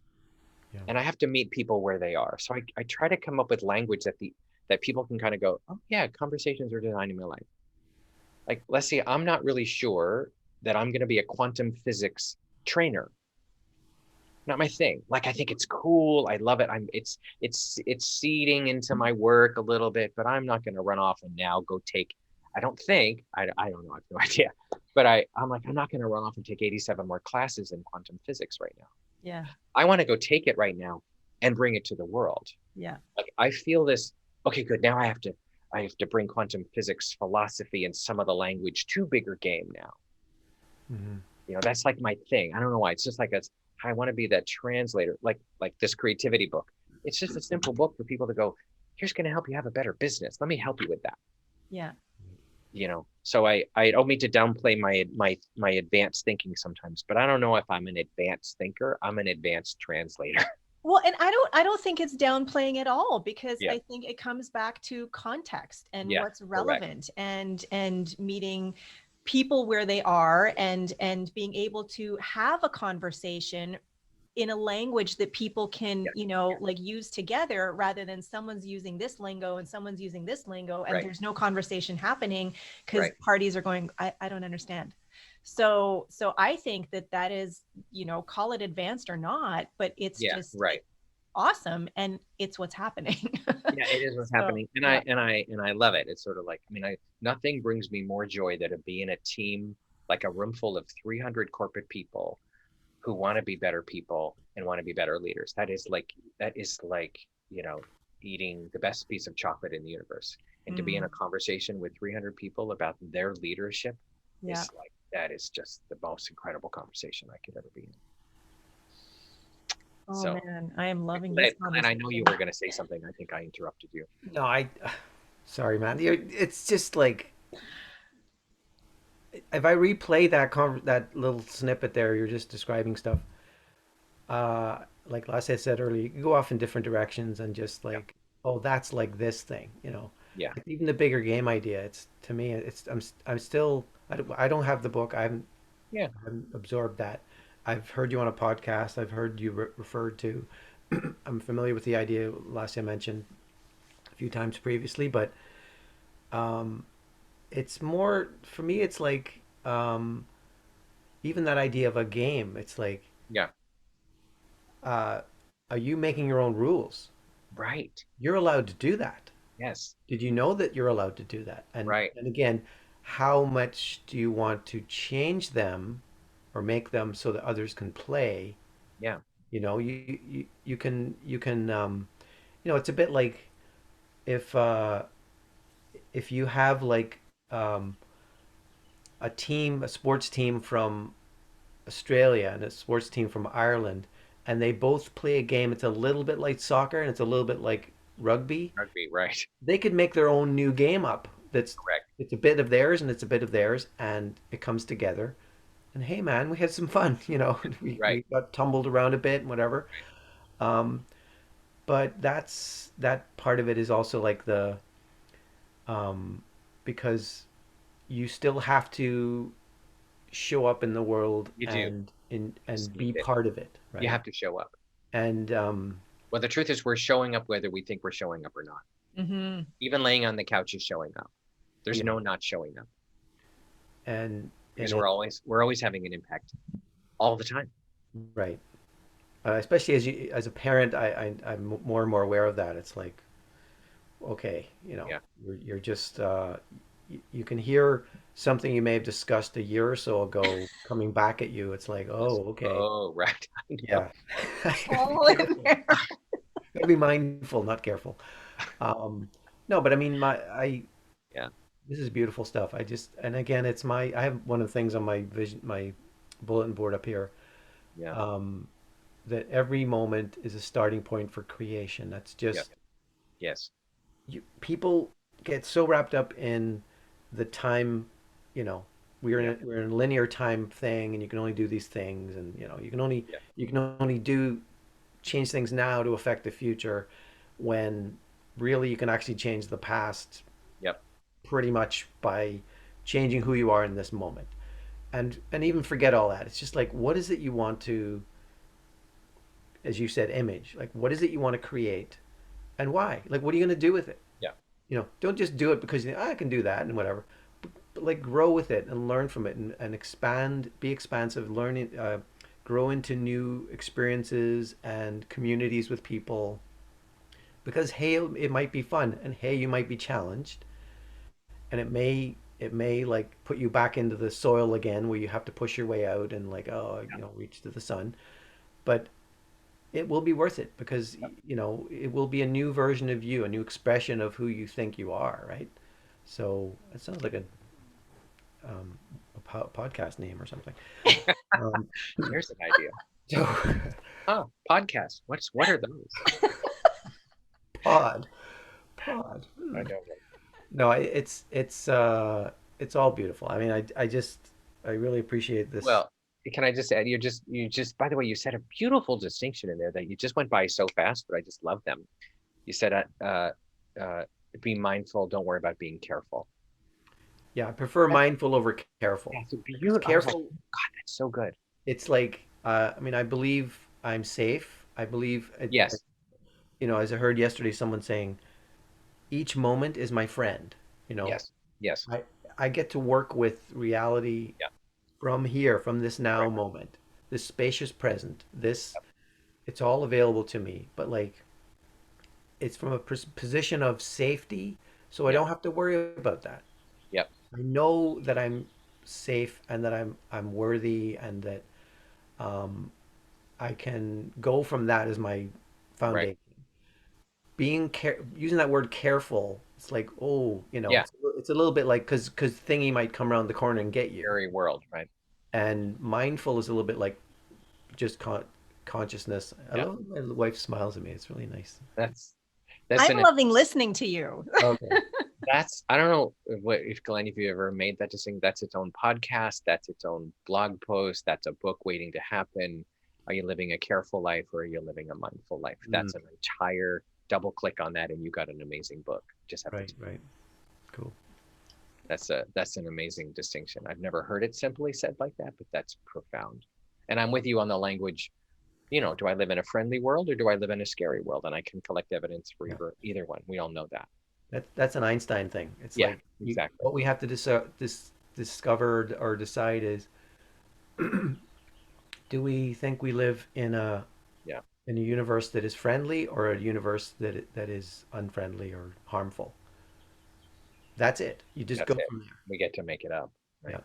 There's a fork in the road. Just you know. Decide. Yeah. The universe, truth be told, the universe is neutral in my language, in our language, right? It's just neutral. I project on it that it's friendly, so therefore it is, Mhm, right? Right. Yeah. mhm. It has no good or bad to it. It's just this neutral thing. Your your game thing.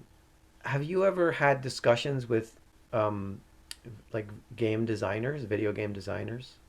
It's funny you say that. Somebody came towards me a while back with something. I just didn't run with it, but not officially. No. Yeah, Mhm. there's talk of like, oh, it should be an app, and and I'm like, so there's this But whole even the way, like, I'm curious to know what impact, you don't know this, but like what right. impact your um you know the the bigger game book and this has had on the mindset of a game designer, developer. Yeah, no You know, idea. because their whole Fascinating. thing is like they design games, Yeah, I know gamification is a thing, yeah, right? and it's like for there, and there's a lucrative market out there in terms of Yes. people they don't want to watch movies. Yeah. That's not their Right. thing. They want to interact in a different way. Yep. Yeah, I'm interested to know like how that would. Yeah, I know Maybe it's one day people will reach out to us and say, "Hey, I design games. I like this. right. I know that guy. He's awesome because he turned me onto this thing. Right. Right. One other thing that just to go back to your point about a friendly world, this thought came to me. I just want to say it out loud. I think it's important. Um, the security that we're looking for as humans, like we're always looking to feel secure. It's a safe world, and it's again basic sentence, but I just really when the going gets tough, I remind myself, the real source of my security is my creativity, not my bank account, not my, Right. look again to know that I can create the money I need when I need it, and that I can create like it's a again we're kind of coming full circle to this conversation, but just that word create and creativity, when I remember that I am a creative being that handles all the anxiety, we Yeah. get all caught in it. Will it work on the timetable that I need it to in my mind? To your point, Glenn, time gets in there. I'm like, well, it's not working fast enough. Yeah. Yeah. Now it's like, well, okay. And that, it takes me back to the conversation that we had with Paul Levy, where we were talking about creativity, and I brought in how for the longest time until very recently, I equated creativity with artistry. Yes. Yeah. No. And Correct. that's just like one tiny little, aspect, right? And so like as we have talked about, as we talked about with him, as is said over and over and over again, that we are creative beings, that every single thought, every word, every action, every feeling, everything is creative. And so this statement, the real source of the real source of security is my creativity, I think is something that once people understand that they are creative, always, that they're always, always, always creating just by being, Correct. that this is something that is so much more powerful and understandable maybe for more people, rather than even people in the New Thought movement or Right. in other religious or sort of philosophical teachings, rather than, like there is a source and I am that source kind of thing. This kind of like contextualizes it, Yes. back to context again, into something that is more tangible and Yes. workable. At least that's how I'm hearing it. That I am this, allness of being, that I am the infinite, vast, expansive universe, that I am the infinite potentiality of the quantum field. Okay, great. But that the real source of security is my creativity I know. and how I bring that about in life. That's so much more meaningful. And accessible, right? Yeah, that's it. That's it. Accessible. That's the word. Yeah. Accessible. And then people need, like, what do you mean by that? I go, okay, think about COVID. How many of you learned how to do a bread recipe that you never did in your life, or you made up a new bread? I mean, you remember the bread thing? Yep. Yep. My explanation of that is humans are creative beings. They're stuck in their homes. They have to create Yeah. something. Yeah. They got bored of watching, and now I have to create. Yeah. Yeah. So we're going to bake bread, and we're going to and everybody's telling everybody how to do the new sourdough bread. And right, it's this whole like viral movement on bread. And I just went, oh, that's creativity looking for a home. That's what that was. Yeah, that, and like there's many flip sides because Correct. infinite potentialities, but go and look at civil unrest and Correct. how that blew Correct. up, and the creativity, the creative energy that went into I that. had to go somewhere. Yeah, yeah. I mean, we're not going to go down the moral path of what's, No. I mean, I just always want to add though the caveat, with harm to none, like with harm to none, that's the sort of the what is it, the golden rule, sort of with harm to none. Mm-hmm. So big topic we don't have time for. The world is going through this phase. We know there's Middle East is activated right now, and right, that's a very activated conversation on people being very scared and fear-based. And I sit here even saying that, I feel like I don't even know if that's true for them. I have no idea. Yeah. Yeah. Yes. That is a great point too. Yes, because No idea. yes, I'm observing from my vantage point, and as non-judgmental as I endeavor to be, all of what I'm experiencing is through my own filter. Right. Yeah. And to your point, Glenn, earlier, I think you made it. And what's my part in the civil unrest, even though I'm not actively participating in it? But then I want to go back to, actually, I'm always participating in it. That's the point. I'm never not participating. And I think that's the hardest thing for me. And I'll just speak for many, many people in my world, to realize it's the greatest question to ask. What is my part? And fill in the blank. Yeah. What is my part in the Middle East situation? What is my part in the government situation? What is my part in the disparity of income? What is my part in the racial conversation? Because I'm co-creating all of it. Mm-hmm. Yeah. And what happens inside of that is a lot of shaming and blaming. And so I don't want to look, instead of being fascinated with, oh, I see. I woke up with that this morning and I had this thought. And then I had this judgment of myself, and then I voted it myself. And so that's being reflected out into the world. And, Yeah. and that becomes a fascinating conversation versus a debilitating judgment, Yeah. right? So anyway, Yeah. It's just, I don't want to wrap it up in a yeah, pithy way or whatever, but it's like just thinking peace is so yes, much more um, impactful yeah, than I think any action that is in opposition to something, you yeah, know.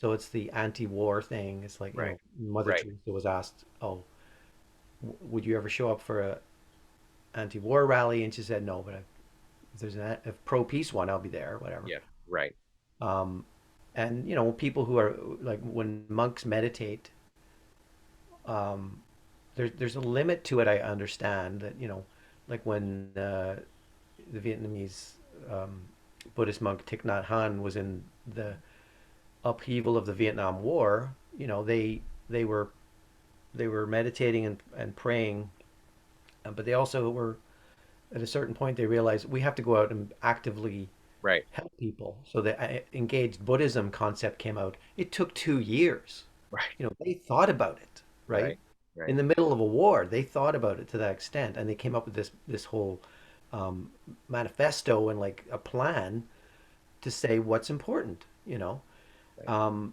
but we've had since that time so many the benefit of the of minds and hearts of people who are genuine heart-based kind of mm, thinkers and communicators. So there's lots to go on, and I right, think focusing on peace and knowing that humanity is overall is a good, yeah, as you said, experiment that your partner mentions it. It's like it is a good experiment. It's still ongoing, and the divinity aspect of it is in there somewhere. right, But the humanity part is what we're dealing with when we wake up in the morning, right? And right. I just I I And think we're in a good place. maybe this is the sort of the capper. So I'm a Hay House author, so I get the Hay House calendar every year. Right? So they have this sweet little pull off calendar thing. So here's today, Saturday, May 15th, and there's a picture of a dog. I'll put it closer to the camera for Yeah. Yeah. those that are listening. It's a picture of a dog running, and it says, "Here I am, world, open and receptive to all the wonderful things that life has to offer." Right.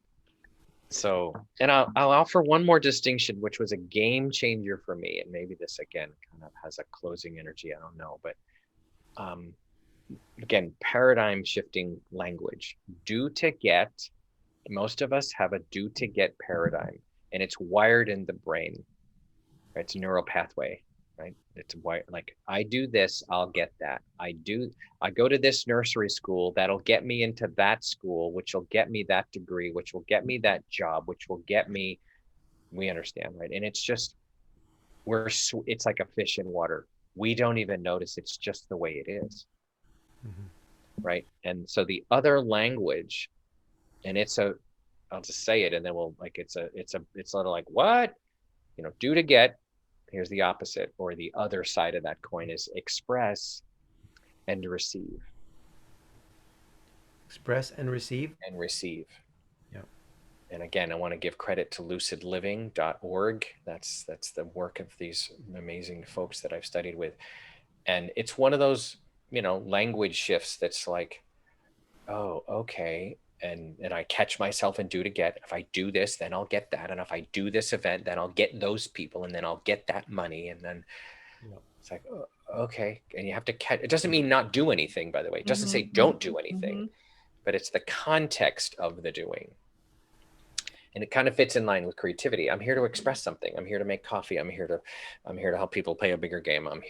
You guys are doing a beautiful podcast. You're here to it in have a conversation that's in the advanced consciousness space. That's what you guys are creating beautifully here. And that's an offering. It has this offering quality Mm. versus getting quality. So Thank you for that, Rick. And what that reminded me of even more, before you even said it, was Lynn McTaggart's work with the Power of Mm, Eight and the intention circles that they do, mm, which she has been doing for decades now. And part of it is because I am a member of a mm. Wednesday morning Power of Eight circle that I've been doing for almost a year now. And what's interesting is, even though there is this sort of like, I guess, delight and maybe honor and something like that in being the receiver, with everyone else being the givers, it really doesn't matter whether you're the receiver or the giver, Correct. because everyone is focusing their intention, and there's this mirror effect. It's all Yep. one thing that is happening. And we're there, it's like the mirror, the rebound effect, or whatever. Everybody benefits, and Yep. all of it has to do with just seeing whoever is the receiver, whatever it is that is their thing going on, whatever it is that their intention, collectively focusing our intention on seeing that person Right. healthy and happy in every way. And then seeing that, giving that, Right. sending that, knowing that can only reflect back in that way Correct. on us. Correct. And Correct. the fact that it is all energy and intention and focus work, I mean, it happens all over the world. It affects all over the world. They have had groups that have been able to reduce crime rates and Right. significant things like that in countries on other sides of the world. And to me, that's the same kind of thing. It's not that you are doing right Yeah. with You're your showing up. focus and Right. You're showing up. intending, Exactly. but it Yep. really is about expressing. Yep. And then because through that expressing, there is receiving as well. Beautiful. Yeah, no, it's beautiful work. I love hearing this. I never heard of that, but what I love about that, Leslie, is there's so much good going on. Mm-hmm. I'm one of those people. Oh yeah, right. Let me remember there's good. Let me go find the good. Yes. Let me go find the amazing. Like hearing that and being in this conversation with the two of you, it's like, oh my gosh, because we also know the brain loves the bad. The brain, and the what is the cortisol that's released from the negative is more addictive than the other side. I mean, we go to Mm-hmm. brain chemistry stuff, but so the bad wins the day. The bad Yeah. news, we watch the news, the fear, the oh my God, the markets, right? And that's addictive. I'm now loving this new thing I'm stepping into more and more. What's the chemistry that's going on? Not just the not just the psychology and the spirituality, but now I'm adding chemistry. Thank you, Yeah. quantum, because there's chemistry to this. Yep. And that triad for me, spirituality, psychology, and chemistry. There's a whole cool overlap there. Yeah. For sure. So, You would have oh my loved gosh. Ramdas. Say it again, Glenn. If you had met Ramdas in his day, you would have loved him. He passed away now, but because he Yeah, I did the bet he would. chemistry thing as a teenager. Yeah, right.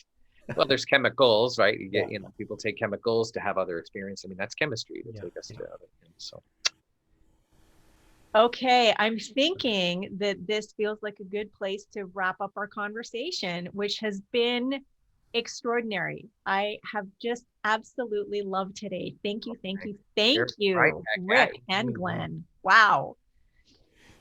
Feel right. Okay. smarter. I feel like so much smarter than I did at 9 o'clock. Let's pretend our consciousness went up. Yeah. So As my just partner says, just the one thing, every yeah. time I go take the class on Thursday, my partner Chuck is like, honey, good luck with you.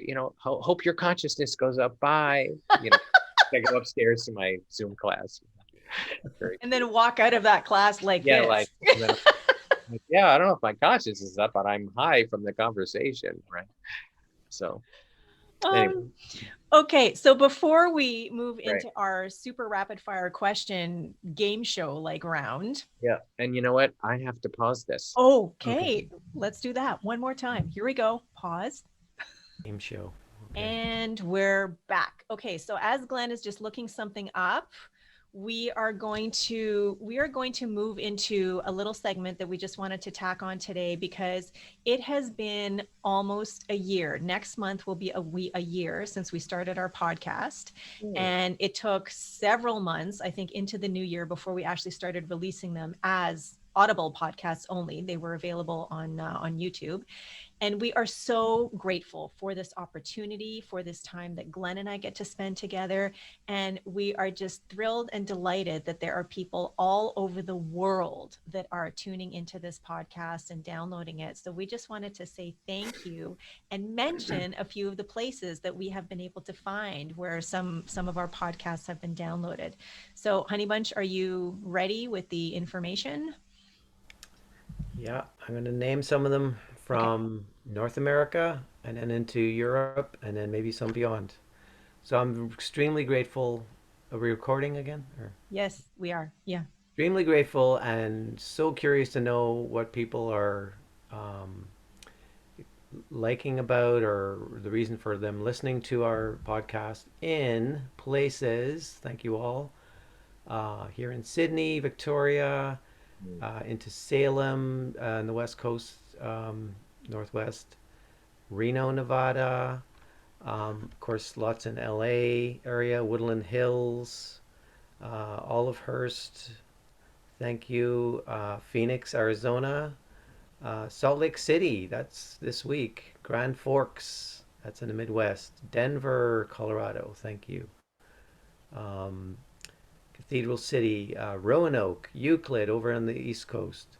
Halliburton, Toronto, we're back up into Canada. Woo! Davenport, Napanee, Lancaster, Rego Park, Poughkeepsie, that sounds like New York. Yeah. Messina, and then down into Florida area. Hollywood, Florida. I didn't even know there was an extra one. There is a Hollywood with one L in Northern Ireland, near where I'm from. Um, then into Europe, we have Surbiton, Alnwick, Liverpool. I think I've heard of that place. Chard, um, Hard. London, of course. Fulham, Alnwick. I think I mentioned that. Over into Essen in Germany, Montrouge in France, Paris, Brighton. I think that's up in England again. Um, Dormagen, 10 downloads. Thank you. Um, yeah, some of them are multiples. Auenwald, and then into Florence, Naples, and Cyprus, I believe. Athens. That's amazing. Nicosia is in Cyprus. I'm so curious to know. It's so fantastic for me. Thank you. And then early on, we had some from basically Indonesia uh, Mm. and Probolingo. So it's so in Australia too. There was a few. I don't have the Heatherton in Australia. Thank you. So yeah, the list keeps growing, and I'm grateful. Thank you for your Yay. patience. Congratulations. It's so cool. Okay. All right. So yes, and thank you from me too. It just this is it's not even a labor. It's just it's something that Glenn and I love doing. We have fun doing it. We're so grateful for everyone who comes on as a guest and all of these conversations that we get to have. So, Honey Bunch, how about we move into the super Yes. rapid fire question round super rapidly because I know Rick needs to go. Okay. So yeah, so let's start the clock going. So Rick, you have 1 minute. Glenn's going to ask you questions off the top of your head, no deep thought or anything, just hand on the buzzer kind of thing. Got it. And this is a way we get to know you a little bit better. So in 3, 2, 1, go. Do you dance at weddings? Yes. Which Lot. which do you prefer? Activation or inspiration? Activation. Creativity or imagination? Creativity. Android or Apple? Apple. Goals or ideals? Ideals. Britney Spears or Lady Gaga? Britney Spears. What's your favorite cheesecake flavor? Double. Sorry. Double. It's raspberry truffle. White Awesome. chocolate raspberry truffle cheesecake at the Cheesecake Factory. Are exactly. Are there's a link there. Are you more wave or particle? Wave. Do you prefer the 21st or 20th century? Uh, oh my God. 21st. Zoolander or Devil Wears Prada? Devil wears Prada. Okay. Swearing or hitting a pillow? Swearing. Ding, Uh, ding, ding, ding, ding. all right. All right, Glenn, Thank you. tell Rick Here's what what- he's What won. have I won? From the book Emmett Fox's Alter Your Life. I mean, a Oh, lot of it's religious stuff from the 40s and 50s. This is a thing he wrote on the American Constitution. I'll just read a small part. The American Constitution then would be unworkable unless the people were self-reliant, self-determined, and resourceful. There are nations who do not care for these things and do not possess them. I suppose we all have our favorite virtues. My own are self-reliance, initiative, resourcefulness, and courage. I mm, like these better than anything else. But there are people who do not, and there are nations which do not. There are nations, for example, whose people like to be directed and ordered about, very timely, who like to be led everywhere and told what to do and where and when to do it. Such people can do great things in the world through mass action, but they could not work with such a constitution as ours. This constitution calls for people who prefer to take care of themselves. It is intended for the kind of men and women who desire to manage their own lives and take their own risks and fend for themselves and to be personally independent. And these very things are just the outstanding characteristics of the majority of American people. mm, This is what I had for you. That's mm. Thank you. it's sort of relevant to what we're talking about, but it's Well, jumped it's a out at me. personal responsibility space, right? That's the. Yeah. So thank you so much. Thank you both. It's been an honor and a pleasure. Thank you for playing, in my language, your bigger game with this good work in the world. So, Awesome. Thank you. Okay, so Rick, now, if people want to find out more about you, the bigger game, produce yep. you, whatever it is that you have to offer, where can they go? Sure. Well, the simplest place is ricktamlyn.com, and that's Tamlyn. So ricktamlyn.com. A free chapter of the book, if you just do a ricktamlyn.com/bigger game book, it'll give you a free chapter to the book, to get that sort of like the consciousness of what it means to play a bigger game going. I do an event every year. Lesia, you were very sweet to attend last October. The next one is this coming October. We've just put it on our website. There are early bird ticket prices, which I think are super reasonable at $47 US right now. That's produceyou.event.com. PRODUCEYOU event.com. So ricktamlyn.com, produceyou.event.com are two places to go to find out who I am a little bit and what I'm up to. So thank you for that offer to put that into the world. So Thank you. Thank you. Thank you. Thank you for just being you, for your time, for your presence, for your energy, the creativity, that you actively are all the time. And yeah, I feel great right now. I don't even have sort of labels or descriptives or whatever. I just feel so amazing after this conversation. Thank you so much. What an incredible gift. So thank you, Honey Bunch. Thank you, Rick Tamlyn. Thank you to everyone who is tuning in, whether you are watching, listening, both, however you are engaging with us. We are so grateful for your time and presence, and we would love to know what you think of this episode. So feel free to like, to subscribe, to leave a comment. And yes, just gratitude abounds. And thank you again to everyone around the world who is engaging with us. And as soon as we can find more places to, say thank you to, we'll do that as well. So thank you once again. This has been an episode of Who Do You Think You Are? Stay tuned. Another episode is coming out in another couple of weeks. My name is Lasia. I've been here with Glenn. Rick Tamlyn's been our guest. Bye for now. Bye, everyone. Thank you. bye. This has been an episode of Who Do You Think You Are? An exploration into how our thoughts, beliefs, and feelings create our reality. My name is Lasia Kohut, and I have been your host. My co-host has been Glenn Sheridan. We'd like to thank the following for helping make this podcast a reality. Today's special guest, Rick Tamlyn. Music, Vasco Lorenco, copyright 123rf.com. Background illustration, Sak Masterke, copyright 123rf.com. For more information on this podcast and Lasia Kohut Soul Excavator, please visit www.lasiakohut.com. If you like what you've heard, please like, subscribe, and or let us know by leaving a comment. Thanks for tuning into Who Do You Think You Are?